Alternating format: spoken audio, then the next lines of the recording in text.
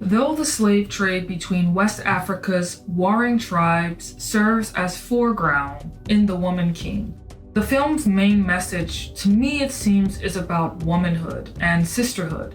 It's about the roles that women play and the heights that women can climb in a society dominated by an almost exclusively male rule, a rule in which women were treated as the property of men. Toni Wolff, prominent Jungian scholar of the 20th century, wrote about some of these roles in her essay, Structural Forms of the Feminine Psyche.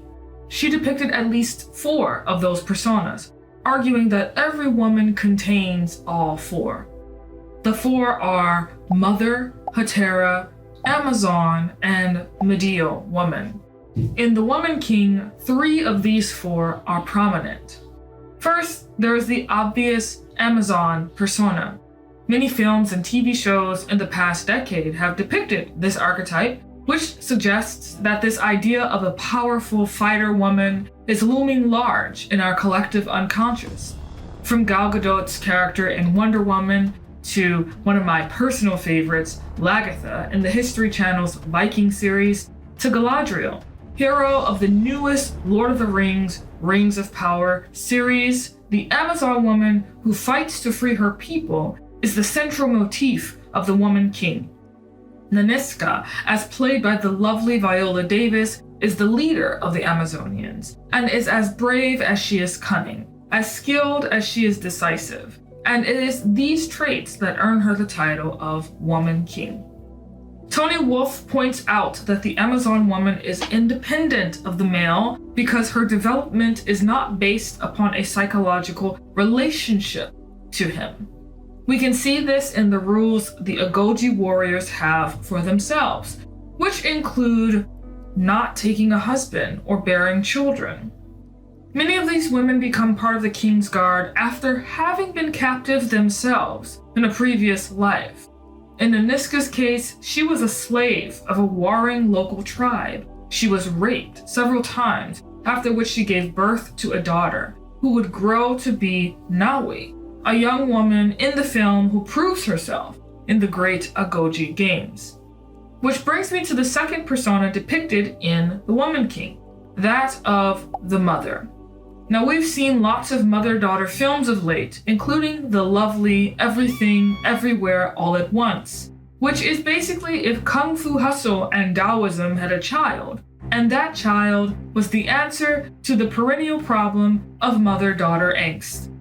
There's also Turning Red, Disney's latest Pixar film that uses turning into a giant fluffy red panda as a metaphor for what it feels like to experience a range of emotions that conventional society constantly pushes us to suppress.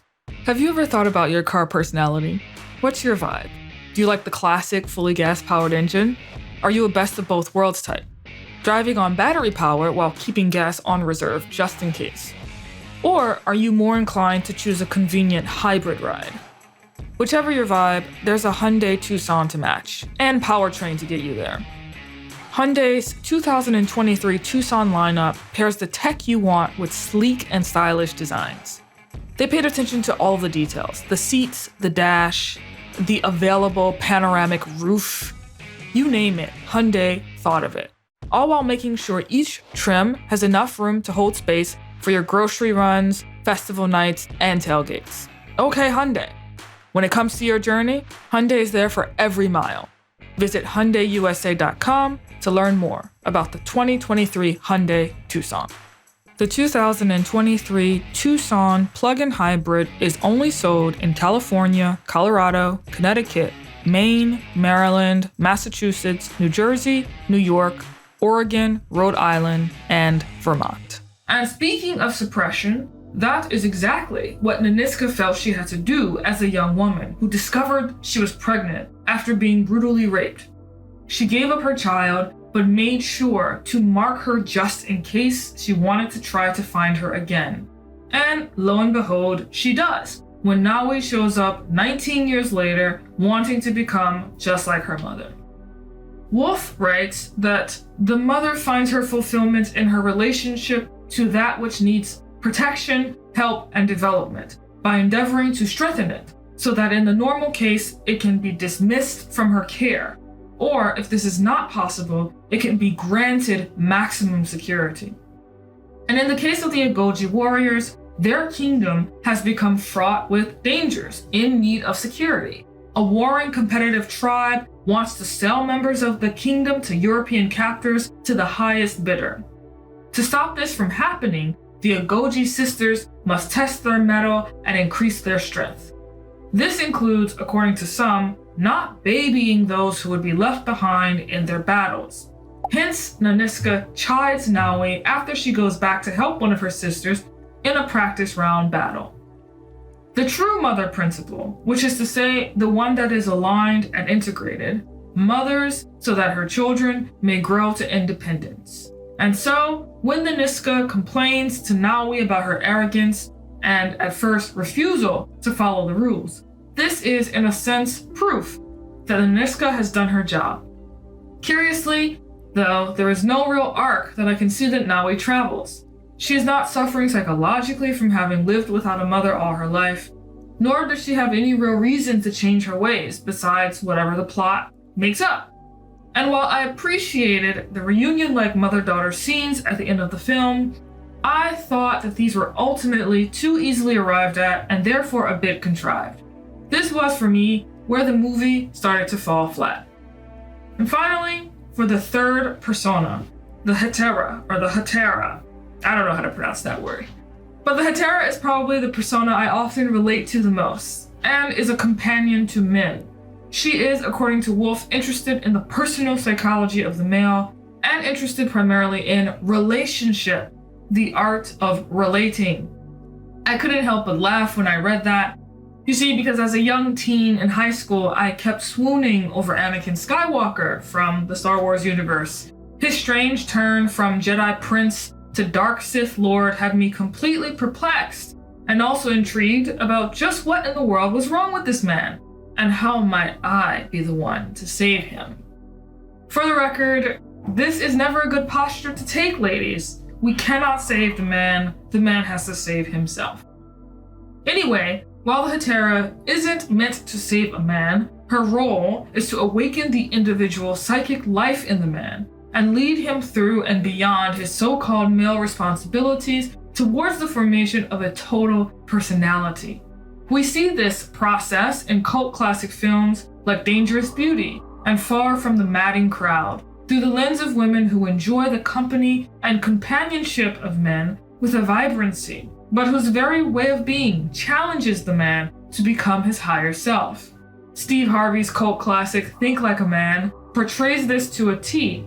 4 women get their hands on a book that teaches them to demand more of their men so that their relationships can actually be sustained. In The Woman King, we see this play itself out a bit in the Niska's companionship she has with the king, and her encouraging him to rethink the slave trade, and in Naui's brief flirtation with Felix, a man who is both Agoji and Portuguese. Still, like the mother principle, this theme seemed to be a bit half-assed and thrown in for good measure, particularly when it came to Naui's relationship with Felix. It made for a good Hollywood scene or two, but to me, that was about it. Overall, while I appreciated this film's attempt to bring color, texture, and depth to the story of the Agoji tribe, I'm thinking the film tried to do a little too much. Though the trailer makes you think this is a film about fighting against race-based slavery, it's actually more about fighting against being enslaved as a woman. Far more than it is commentary on the European slave trade, a trade that African tribes themselves participated in, something the film makes very clear. This film is about the perils and promise of womanhood and sisterhood. By failing to focus fully on that, the plot became a bit messy and laborious. Is it worth seeing? I think it is. I think you should even see it in theaters. I hope this will be one of many films that sheds light on the historical complexities of a continent whose contours have been flattened and caricatured since the days of the slave trade, and I especially want to salute the director, Gina Prince Bythewood, for tackling the slavery issue honestly and boldly portraying West Africa's participation in it. Finally, I want to caution you, dear viewer, do not be swept up by the culture wars and react to things you see online about this film, not even my commentary that I'm giving you right now. Go and see it for yourself. Form your own opinion, but whatever you do, please avoid the reactionary, counter-dependent takes. Don't make it so that your identity becomes dependent upon countering something you see in the media. That is a prison and a kind of slavery in and of itself. As always, I'm Chloe Valdary, and this is The Heart Speaks.